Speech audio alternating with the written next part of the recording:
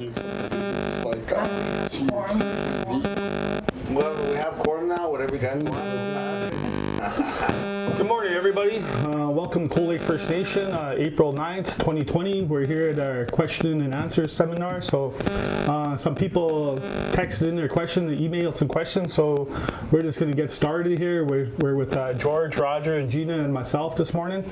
So I'm going to start off with some questions here. Okay, ready, guys? Let's go ahead. Okay. Are all the CLFN checkpoints in constant communication via group text or otherwise on troubled vehicles or non-CLFN members trying to access CLFN borders? I don't know who wants to start. Give the mic, George. That's the sun. Is this on? It's on there? Hello? Yeah, it's on. For one part of it, constant communication, most of them have cell phones, so they're in constant communication with the supervisor, Randy and Cheryl.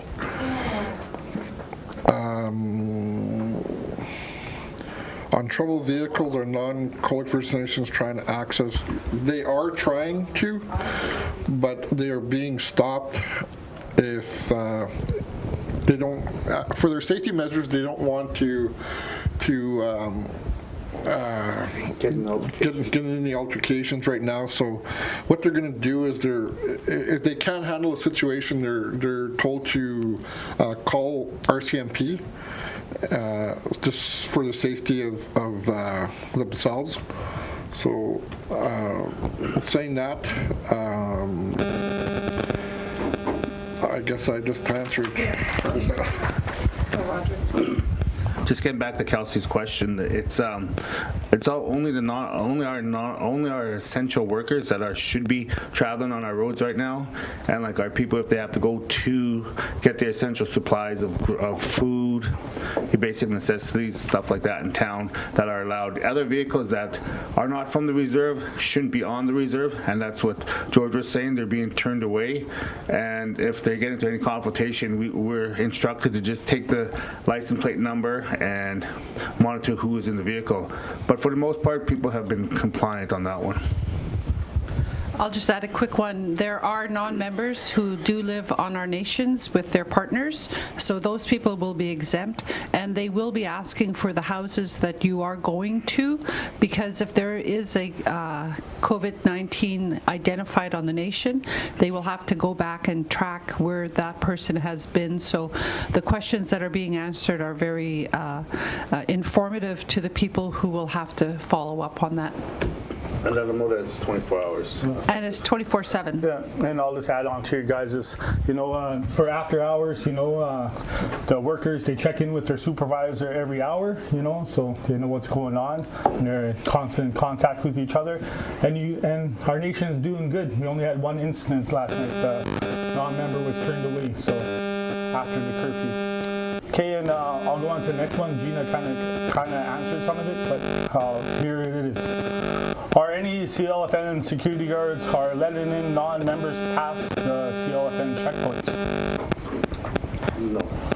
After the curfew, we want no one to be traveling. There's no reason to have to go to town after a certain time. Walmart is closed, the pharmacies are closed.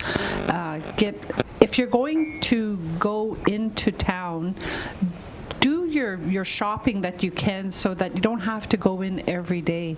It's that going back and forth that you're putting yourself at risk for someone coughing or you walking into somebody who just sneezed. You're putting yourself at risk. So the least amount of times you go to the stores, the safer you'll be. Yes, now's a good time to practice social distancing, and like I said, we just don't want anybody getting this COVID-19 on the reserve, so we're doing all the precautions we can to keep our members safe. So like we said, like it's reiterated before, non-members are not allowed, and affiliates, yes, if you're common law, you're allowed on to your house, and that's as far as you can go. That's the extent of it. Just one other point for common laws. If you are coming from the city, you're to self-isolate for 14 days if you're from the city. If you're coming from a hot zone. Yeah, if you're coming from any hot zone. Okay, and I'll just add to you guys there, if there's workers for essential needs who come on the reserve, sawmill's still open, and like again, Roger, if you're married, if that's your snag or your common law, shacked up, but, if they're coming from Edmonton, you got to be quarantined for 14 days. But I'll carry on with the next question. Are taxi cabs allowed on the reserve? They're allowed at the nation. Okay. Yes, taxi cabs are allowed on the reserve to come and go. They will be asked what house they're going to. They also have to have safe measures as well. They are limited to the amount of people that drive in those taxis. And so we're asking that if you have to utilize that service, that you go by yourself. Don't bring your children as well. I have nothing to add. Go, George. Okay, now I got something to add. Okay, and other members, if you're shopping for the person and if you get hired, you're allowed to go to get essential goods. They're considered Indian taxi too, but their questions answered. I'll go on to the next one. They don't want... No, but if they have to go shop, a lot of people don't have rides or anything, right? So if they're gonna go shop, a lot of us. Person in the car. Yeah. You know what I mean? Like Yeah. if you Try to limit the if you're people. driving one person, then that's okay. Yeah, one person, one per household. The moment that you're picking up somebody to go do their shopping, you putting shouldn't yourself- be taking that person with them. Take their money, go buy the shopping, and do it that way. Yeah, but a lot of stuff for personal and prescription or whatnot, there might be exemptions for that, right? Well, then they need to call the call center, maybe talk to the health center. Yeah, okay. One other point is that the taxi cabs are allowed up until 10 o'clock. Yeah. They're prohibited past 10. Okay, I'll carry on with the next question. If I am showing symptoms, who do I inform? The professional. The mic's on. Oh, so should we go back? No, they Okay. can hear you through that. Okay. Just gotta make sure it's on. How do you turn it on? Is it on? Bottom one, can hear just. Sorry for the technical difficulties at this time. We're trying to work on this so you can hear my fellow colleagues. Kelsey killed it. It's all my fault. It's all Kelsey's fault. You can blame me. Hey, it's Chief and Council's fault. It won't work. They Not can my still fault. hear you through the other one. It's not my fault. Kelsey, what did you do? The mic's gone? I'll make it work, but they can still hear you through. Okay. Say if they're showing symptoms of COVID or feel like they are, call that 811 number or call our lines that we set up here at 780-594-7184, 594-7185. Speak to one of our workers here. Get you all the information that you need. Okay, I don't know if they heard you, so maybe I should. They heard you through this. Yeah. We heard them through that one? Okay. Cool, cool. And you need to call in so that they can track you. That's the biggest thing, because if you are diagnosed, they're going to have to know where you were, who you were with, and go through that whole process, only so that they can prevent further spread of COVID-19. Okay, yeah, I forgot to mention the placard. To inform us of illness, we will prompt you to place the correct placard in front of the face and window of your home.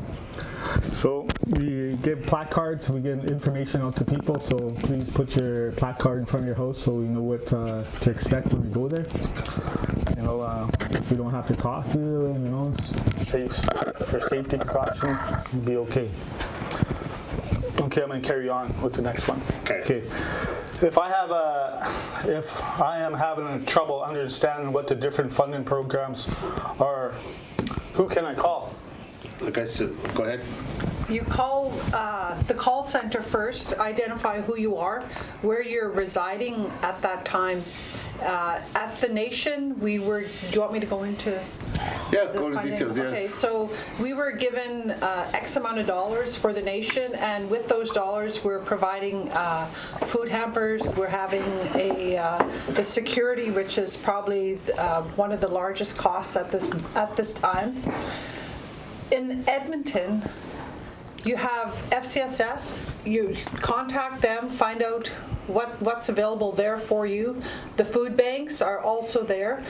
And right now, As of yesterday, we met with Confederacy of Chiefs and TCB. The government's allocating $15 million for non-reserve to people that live off the reserve, but to different organizations to help them to distribute that money. So also the friendship centers have been allocated dollars as well. So there are resources out there. It's just a matter of taking time and calling them and seeing what they're offering for you. Yeah, that was just my question for further on in the discussion. I guess we can answer now. Like, yeah, there's $15 million being allocated to for non-members out there. So the money is going to be allocated to delegates. For off-reserve members. Off-reserve members for like organizations that are funded. So initially, when the federal government gave the nations the dollars, they said this is for all of your members, and I think Roger alluded to that. They went with the 2016 census. Grossly underfunded. And so then they found out that, and it's the federal government who knows the exact numbers, because they are presently the ones who are determining who our people are and who they're not. And so they had those accurate numbers, but they chose to go with the 2016 census, and so there was a backlash from the chiefs, and so therefore the federal government came forward and they said, okay, we'll start allocating dollars for the urban natives. So that's where that's at right now. So these organizations are putting proposals out there, you know, the Confederacy, Treaty 6, Tribal Chief Ventures, you know, friendship centers out there. So, you know, they're putting in a proposal. So when this is available, we'll let everybody know. But we're trying out there for you guys. Okay, and I'll carry on to the next question if you guys okay. Can I cut across the reserve? If you are a member of the Coalic First Nations, yes, you can. Just through the but and if you don't, we're asking people from other First Nations, our surrounding neighbors, to go around the nation, just as a safety precaution. So. Anybody want to add anything else? Okay. And especially in English Bay, we have non-Indigenous people living on the other side by the lake, and they're allowed to go back and forth, but they're not allowed to stop. Yes. Since it's a provincial highway. Yes. Okay, how many non-household members can I have in my vehicle? In a small car, 2 people. One in the front seat and one in the back seat. Oh, lad, just drive like Chinese? You know, that is a really good question, because we discussed that earlier about people giving rides. In all reality, you should not be giving anybody a ride. You should not be going to somebody else's house, picking up somebody and doing their errands with them. What the Alberta Health Services and the scientists and all the health people are saying, don't have contact. If you don't live in the same house, do not go to somebody else's house. I understand there's issues around groceries and medications. In the meantime, if you can get somebody who could actually go do your shopping for you and pick up the items that you need, you're going to be way better off, way safer, and always do hand cleansing and keep away from people. You could be asymptomatic, meaning that you show no signs, but you're still spreading the virus, and that's what the safe distancing is all about. That's about washing your hands, and so we have to go with that. So to answer the question, you shouldn't be going and picking up other people.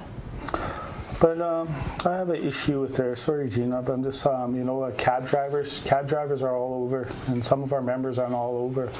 So, you know, if they're going to drive, maybe if they're going to do this, one in the back, one in the front, you know, I don't know. There's nobody in the front. The cab drivers have been identified not to have anybody sitting in the front seat with them. Okay. And so 2 in the cab. So you're taking risks. You gotta plan for the next month how you're going to be going around doing this. And there are a lot of volunteers who are probably would be willing to go get your stuff for you. And I think, I know in the city of Cold Lake, that's happening now already. And I know if you call the call center and if you're in dire need, I'm sure one of us around the table will come and help you. But like I'm saying, like what if somebody needs a ride to go to work or whatnot? Like my truck broke down today. I had to go drive my daughter to work, right? Okay, those are at the time needs, Yes. and it's on a case by case. Yeah, and if you need to go to work and it's essential for your livelihood, I don't see the problem with it. Okay? I think it comes down to your own personal discretion, I believe, because you can't tell your sister to go pick up. You know, I mean, a lot of people like the elders, like I see a couple of like people carpooling, like their elders, brothers and sisters, nieces and nephews, stuff like that, riding. So it'll come down to your own discretion, right? Basically, be safe and just. And if you're in the same household, that's fine. Yeah. But it's going and putting yourself at danger, yourself at risk, going there, coming back, and then infecting your home. Yeah, so remember, keep the safe distance if you could, and wash your hands, and don't touch your face, I guess. We're just here for safety And precautions. plan for the next month. By what the province is saying and the health people, it's going to go on for a good month. So start making plans. And maybe I can read that, about treaty days. It's probably be put off there. All treaty days and payments can be put off. Indigenous Service Canada said there will be no Social, payments. no social gathering of any size. Will likely be prohibited well into the summer. Especially considering there are maybe additional waves of this infections. Following the initial spread, I think it may be smart to keep the door open to a potential rain and the Treaty Day celebration, but it looks very glim since we're like one of the very last Treaty Days there, but we'll see. So we'll worry about it as time comes along. Okay. Right now we have to worry about everyone's safety. Yeah, Yes. at large, yeah. Okay, okay, I'm gonna carry on with questions if that's okay. Okay, go ahead. My significant other is not a non-member. Will they have trouble getting through security? I think we answered that already. I think we answered that. No, if they reside in the household and everybody knows everybody, so And- But if, like George said, if you're coming from out of town per se, out of our region that we consider our local region, if you are coming from, you would say Edmonton, Calgary, whatever, you would have to self-isolate for 14 days. Okay. And so part of this is in the past month or so, people have been carrying on like it's not a big deal and it's pretty serious. And so we want to prevent you from having your parties and having people come and drop in. That's how that COVID-19 is spread. Mm-hmm. And there's on the news this morning, 25% of people between 18 and 35 carry on like it's nobody's business, like it's not going to affect them. Well, there are babies and young people dying today. So that's part of the reason why we put up the 24-hour roadblocks there, because Yes. after 11 o'clock there's a lot of traffic going on and everything, so that's why we had it up at the 24 hours. And just to let you know, again, if you're not a band member and you're off that 24 hours, the security ain't going to let you in. If you, it's And the RCMP will be called, your license plate will be taken. yes. Okay, I'll carry on with questions then? Questions? Okay, what about utility bills for elders and everybody else's utility bills? Send them in. It's business as usual for the elders. That's all. That's how it's always been. So there's no change in that. As for the other bills, I think get them in if you can, because I'm sure that through the government nothing's going to be cut off. You won't be cut off. You're asking to call your energy bills and defer them, but I would caution that, because at the end of the day, you're going to end up paying for it and you're going to end up with a huge bill. So most people, they have more dollars increase with GST and child, what's that tax? Child benefit tax. Child benefit? Yes. Those dollars, you should be able to cover your bills. Don't go lax on it. It's not a windfall, because it will come up. No different than credit cards. If you don't pay for it at the end of the day, it's going to catch up with you. There is a utility drop box in front of the band office, so you can. For drop the your elders? Yes, and for people on social On services age. and Asian social services, yes. And if you have any suggestions and you need to put something in the Dropbox, feel free to do that as well. Okay. Questions? I hope we answered that one. Okay, is FCSS, social education, etc., still open to the public? Yes. They're all working from home when necessary. They are going on business as usual, but it's all about the self-isolation. The essential workers are coming in on a regular basis, so. And our staff are working from home, just to let you know. So if you have any questions or something, just phone the numbers that were given to you. And I'm sure they'll defer the right numbers to the people you're looking for. Yeah, so if you're having trouble getting a hold of your work or everything, just phone the emergency line there, the 7184 and 7185. And and again, all the band offices and band buildings are closed to the public. But if you need to get a hold of somebody, just call them. And if they're not answering, just call the emergency number. For each program, you could probably utilize their emails. Yes. Exactly. Okay. So hopefully we answered that one.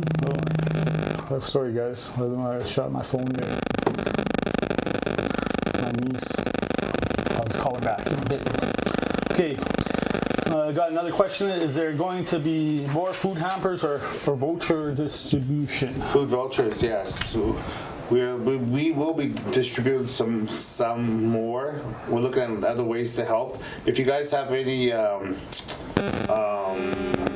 information that could help or comments that could help us to go to the next food voucher, instead of complaining about it, maybe now's the time to put your input into it and start saying, okay, this is what we'd like to see. Whether it be this, take something out, add something, you know what I mean? Now would be a good time to start getting your comments on that. As for vouchers, yes. As for helping our non-members, yes, we're doing all we can right now. Like Gina said, the government gave us an X amount of dollars, and it's up to us to stretch it out as far as we can. Other reserves, I know from what I heard, have already spent the money up. Now they're at the crossroads of what are we going to do now. So that's one thing that we didn't want to happen.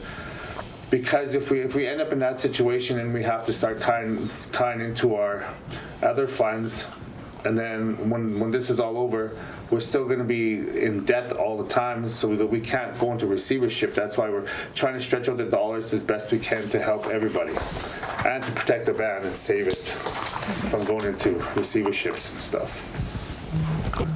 Because at the end of the day, when things go back to the new normal, we're going to have to, and we're sitting at the table right now talking about a recovery plan.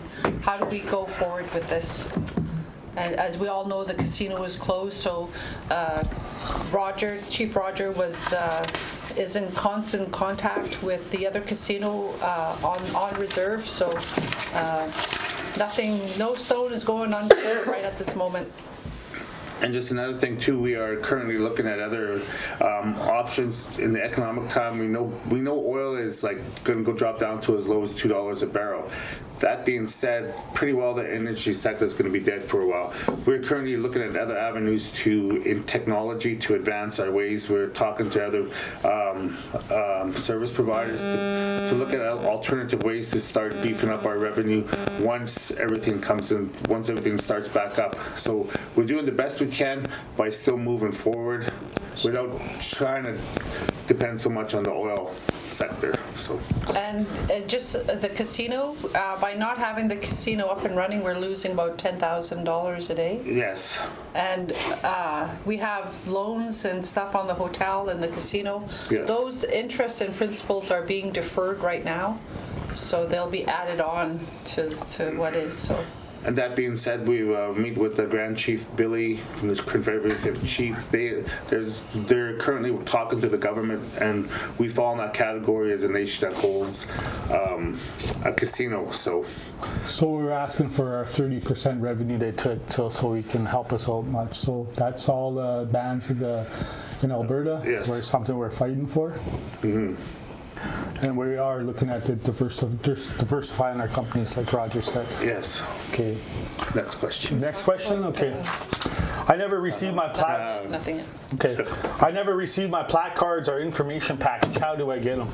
Call the call center. Call the call center. They're there to pick up. I know they're awesome. Actually, with our cards there, the town of Cold Lake started implemented our place cards. Yes, that's pretty good. So we actually work pretty good. I don't understand what it is. Those place cards, you know, the ones that you put on your window, Okay. yeah. So the town of okay, Cold they're Lake doing the start same using thing. our thing for Yeah. our elders and their people. And that's something I want to say as well. Our Emergency Operations Command Center, from the very get-go, have been in contact and working closely with the hospital here in Cold Lake. They have measures in place if the numbers are going to go up, and we're very fortunate in that aspect because they have a good working relationship. Yeah. So yeah, everything we're doing is precautionary, and you know the next precautionary measures will probably be the border close and probably roadblocks in town. So hopefully it doesn't come here. Yes. Okay. Next one. Okay. Next question: will water and sewer services continue? Absolutely. Okay. What if I run out of water? Just call either me or Yeah, call one of the counselors, or Yes. call Conrad, or Call one of the Conrad. housing. Yeah. Okay. Yeah. Water and services. Kelsey. Yeah. Call me. No, but we stepped up the water delivery service since everybody's home. So yes. So nobody should run out of water. Now, there's different calls you can make. You can make either council, Conrad, or Carol. Hawk. Yeah. So Okay. Or call Carol. Yeah. Any housing questions, you can call Carol, 780-545-3332. And Yes. She's usually on the ball. Yes. Okay. Okay, next question? Yeah. Okay. Why are the security guards asking questions at the check stops? They're just asking questions. It's more of a safety precautionary and a tracking mechanism for us to see where you're going, who's coming in, who's going out. It has nothing to do with anything. They're not stopping people. They just want to know that information for our sake on who's coming and going on to the nation. It's precautionary measures. Okay. Okay. You guys anything to add? Have a good holiday. Oh, just wait. I got one more question. Kelsey's got one more. I got one more, guys.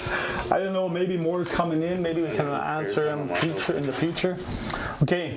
Can I get repairs done on my house right now? No, everything's on hold right now due to this COVID-19. Everything that includes renovations, all our home housing projects and everything's on hold. Everything is moving forward. We do have funds in the future to start up. Right now, everything's on hold. So for the safety of the workers. for the safety of the workers, household. yes. Okay. I think that's it for questions, and I don't know if you guys have anything to add, Gina? I just want to say have a safe holiday. I know the times are different. We can't go see our parents or our siblings or family members, but it's for the benefit of everybody. If you have little kids, don't be taking them out. I've witnessed family members coming and going like it's nobody's business, and it really frightens me because people can get sick and people are dying, and you have to take this seriously. But you know, I want everybody to come through this in one piece. We don't. Just like to thank too the security staff, Cheryl and Randy, for setting up the security for the reserve in such short notice, and for all the workers at EOC.